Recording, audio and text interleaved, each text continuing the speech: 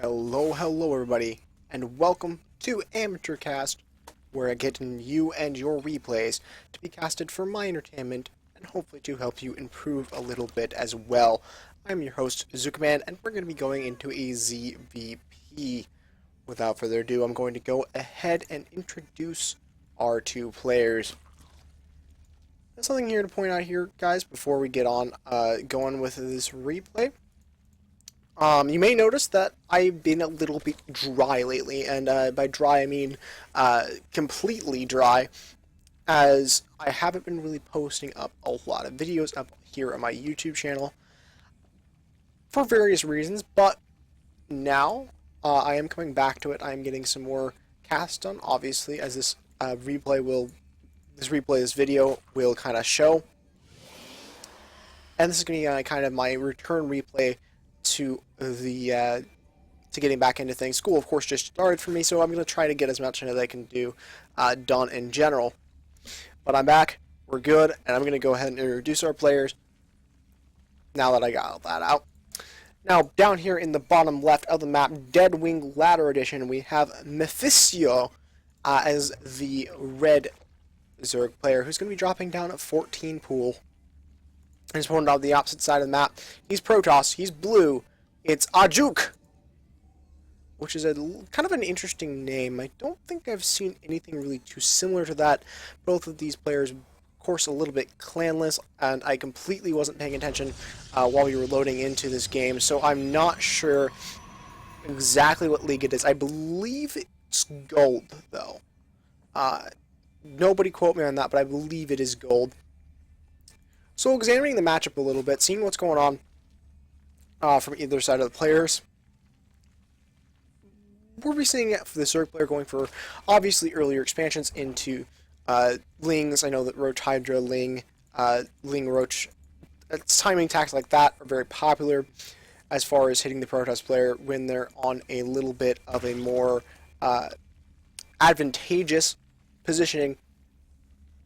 So maybe that's what we're going to be seeing Mephisto going up for. Also, I have seen a couple of Zerg players recently, from my own casting experience, that they've been doing a lot of earlier expansions and a lot of more expansions to kind of make up for the fact that their opponent is going to, most of the time, go for quick expansions. And of course, in this situation, ajuc is going to be doing exactly that. Is going to be going for a strange wall-off. He has a photon cannon, a forge, and a gateway. This isn't really the big problem. The pylon, of course, is here. That's not too big of a deal, considering that he did scout. I believe that there was no... he's definitely scouted that the natural expansion is down. He's going to take his gas as well to help kind of even this out. It's a little bit weird. You might see him take his natural expansion fairly shortly here. On the Zerg side of things, we're going to be seeing him get a little bit of trouble with a cannon rush. That's going to be taken care of nice and easy with a couple of Zerglings here. And of course, the natural expansion is not up, and from the vision of ajuc, he is going to be seeing the fact that this expansion is still not taken. Looks like we're going to be seeing it come down right now, but really that's kind of a really late hatchery, and I think that's going to be kind of showing in the fact that he has a large number of things on the map right now. Natural hatchery is in a little bit of danger here from these cannons. I'm not sure if the best decision is to let it stay up, but that's what he's going to be doing anyways. Photon cannon is going to be flying away over that, and now ajuc is going to be knowing that this is coming out across the map. He's going to have quite a bit of things coming up. I actually am very impressed with this wall-off. I might actually decide to steal this kind of pattern for my own personal use, because I've kind of had trouble with getting the wall-off correct on this map. In any case, Mephisto is going to be coming out with a couple of Zerglings. Those, of course, are going to be heading probably up towards the natural expansion. They aren't going to be able to gain really much purchase at all. There is one photon cannon here, and if you really felt like it, ajuc could probably drop down one over there and maybe one over here too, and he'll be perfectly fine if, say, we see a large number of Zerglings or a Zergling Roach follow-up attack to this off of the rebase, which is very prevalent before the Hydralisks get on the field for the Zerg player. However, the Zerg player is going to be doing something a little bit different, a little bit out of what you normally see Bailing Bust is going to be on his plate right now. We have a layer coming down, of course, as well, along with that second extractor, so that he can afford the Banglings a little bit in bigger production cycles, at least. Now, a Bangling Nest into Bangling Bust is not something that's generally unseen of in the matchup, and actually, right now, ajuc is really not on much. He doesn't really have any gateways. He has one cannon back home to defend here.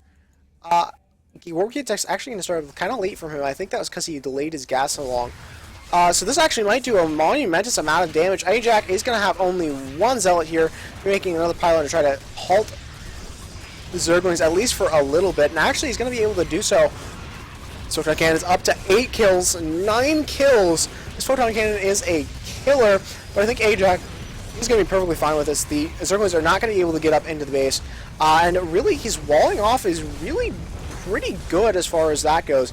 Keeping his opponent kind of on his back foot, but oh no, Mephisto, the jack up his sleeves, the backup plan, so to speak, is on its way. Banglings are on their way, and there are no sentries out back here to defend against this. ajuc actually doesn't even have too many really tanky, like, buffer gateways or something along behind this.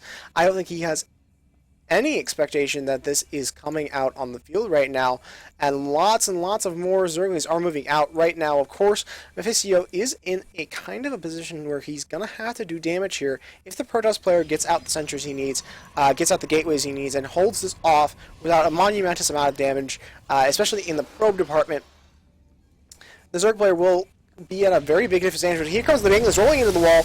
They're going to get the pylon, but they're not going to be able to gain purchase on anything else. That being said, the Zerglings are going to be moving forward to take out that forge. A couple of extra pylons going to be coming down to try to stop their movement. Even going to have a force field here to help take care of this. ajuc is playing super greedy, and that is actually kind of showing up in his resources tab right now. More Banglings are going to be researched down here. They're going to be coming in full force. And back home from ajuc, he's going to have a Stargate, which is not necessarily the worst thing against Banglings, as Banglings really can't shoot up. We're going to be seeing a couple of buffer buildings in the back here, just to make it a little bit more difficult for the Banglings to just kind of roll in. But here we go from ajuc, or from Mephisto, excuse me. We have the Spire.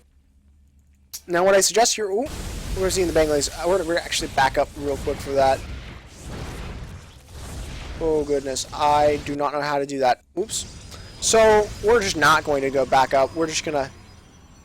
Yeah. I wanted to back up, but I forgot that you can't do that without opening up this little box here.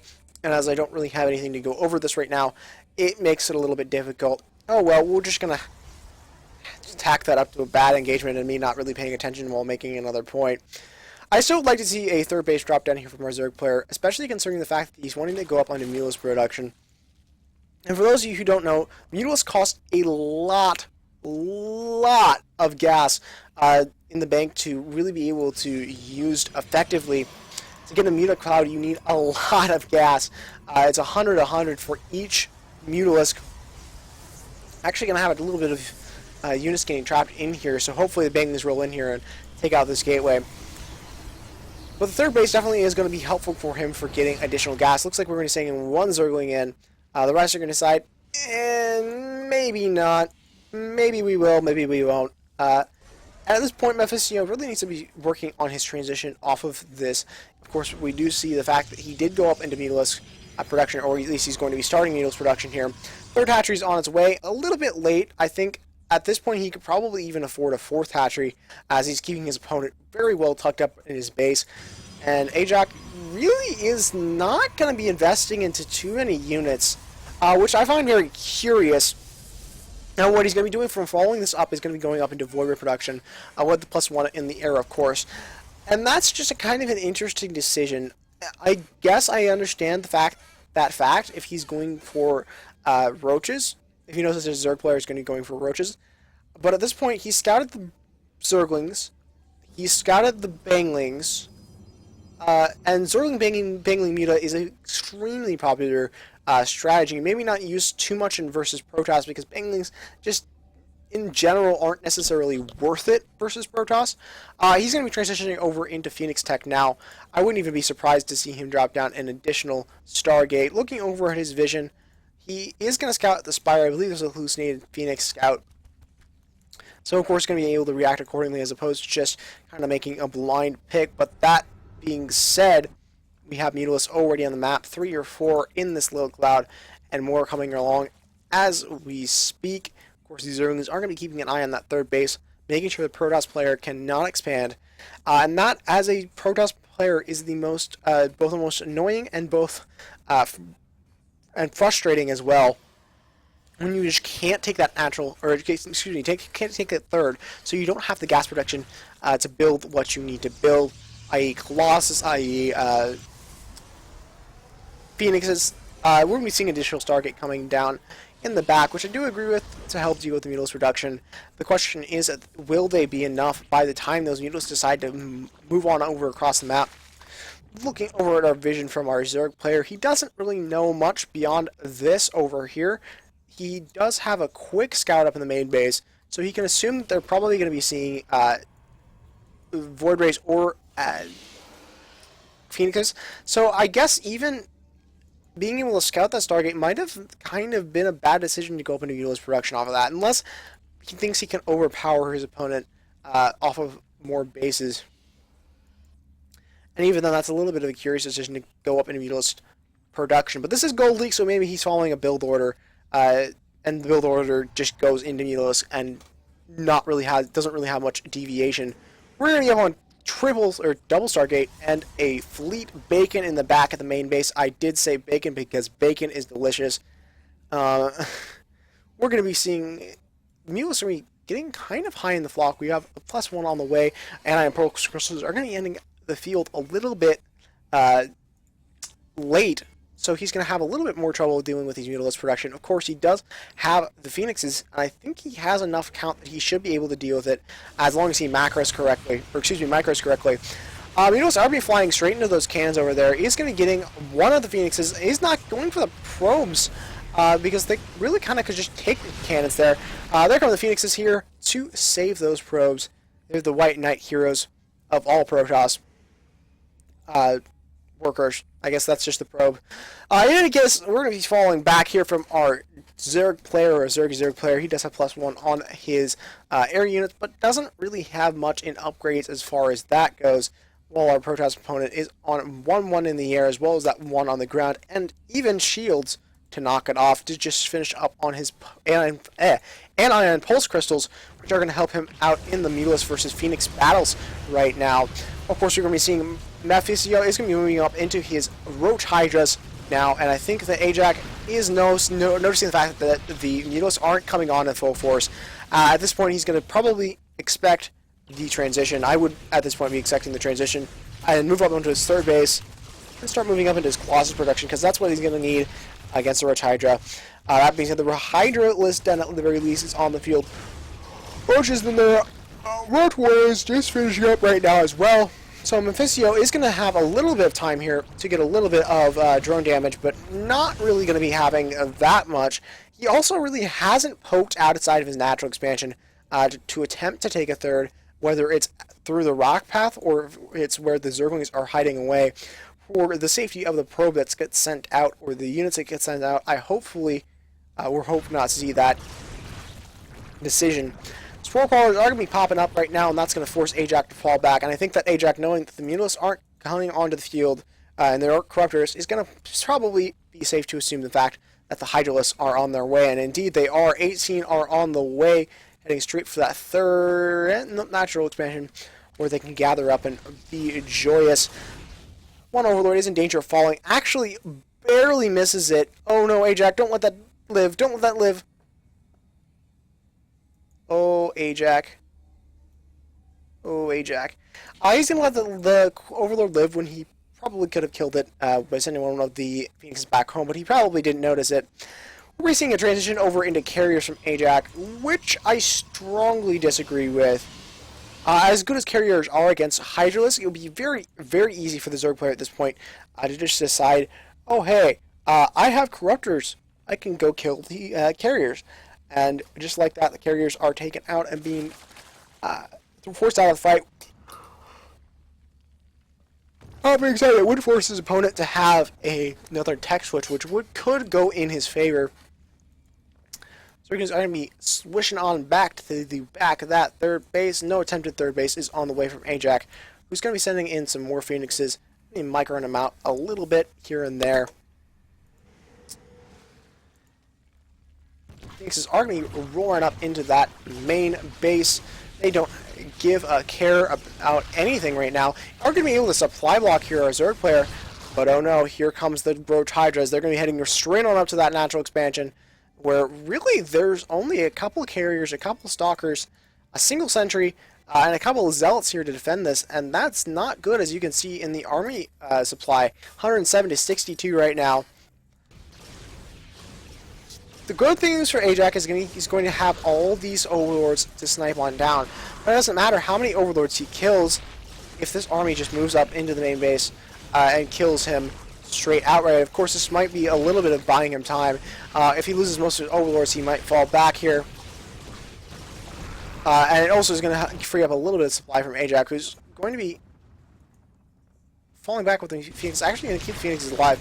Banglings are going to be going into that, splashing up on the Zealots, going straight for that Saturn Ice Core, which they're actually not going to get, which is a little unfortunate. This research is just about done. If he can keep that alive for just a couple more seconds. Oh, nice snipe here from Mephisto. I'm going to be able to take out, and now he's coming into the natural expansion. There isn't really much here to defend. Carriers, of course, are there, but I don't think that's going to be enough, honestly, to be able to stop this. So there's like a little bit of mismicro there, mismove here from our reserve player, and that might cost him quite a bit of damage here. The carriers are going to be able to get up onto those Hydralisks, and I think that all the Hydralisks have actually now been eradicated from this army, so ajuc is definitely going to be able to defend it for now. Not to mention that the Zerg player is going to lose quite a bit in the supply blocks after that engagement. He's going to have to put out, I believe, 3 or 4, the 25 overlords. Well, I suppose that 25 overlords at this point in the game is going to really take care of that bank and keep it low. So to that extent, I guess I agree with it. We're going to be seeing carriers move out here. They're going to be, I think, maybe chasing down the last little bits of the roaches, or they're just going to head straight on down the map to go finish off the Zerg player, who doesn't seem to be wanting to go up onto Corruptor production, instead deciding upon going into more Hydralisks. Now, his Hydralisks aren't very bad against carriers, and I do put that in quotations because carriers require that you focus fire down the actual carrier as opposed to the interceptors. But focusing down the interceptors is a lot more difficult with the Hydralisks. You can probably still do it if you wanted to, but it just be a lot more difficult. Proto Slayer is going to be wrecking a part of this little mineral line. I guess it's not too little anymore. Well, now it's going to be little, but it wasn't little to begin with. Going to be sending out a lot more units, even going to be putting out his probes, or at least a portion of his probes, to kind of help that out. Keep his damage high, I guess? 15 more Hydralisks are on their way. We're going to be, of course, seeing the Infestation Pit drop down. But the Infestors are going to be super late on the field, and I don't think that that's going to be enough for him, really. There's not much he can do about this right now. I would have said go on Corruptor Reduction, but it looks like he's going to be going for the Hydralisk Infestor route, which admittedly is a very decent route in itself, but it's going to be a lot more difficult as he has a very low amount of Hydralisks and no Infestors.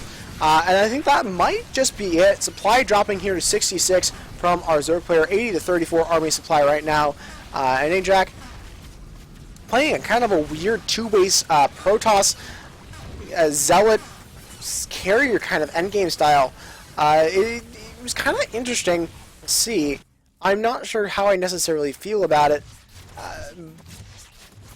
but it's happening. And apparently at this point it's even kind of winning him in the game. And with a couple of carriers being reproduced at a time, he's actually not in too bad of a position. He's got mostly Phoenix as well as a couple carriers reproduced at a time, which is a little bit odd. probes are going to be engaging in that zapper to claw combat. Mephisto is going to be down on 28 supply. There's really not much that he can do at this point, as I mentioned earlier. So essentially, we're just kind of waiting on him to GG out. There we go. He's going to be GGing. Alright, folks. Let's take a look at this game as a whole, as a total, as a single living body, and examine what the Zerg player could have done. First and foremost, and then we'll go to the protest player. First of all, that's actually a pretty darn cool screenshot, if I do say so myself. I always end up getting these in-game pretty sweet skill screenshots. Regardless, from the Zerg player, what I'd like to have seen is one of two things. As I was mentioning throughout the entire cast, and sort of to an extent becoming a broken record of, was the Corruptor route. And Corruptors in themselves aren't the best against just carriers, or mostly carriers, excuse me.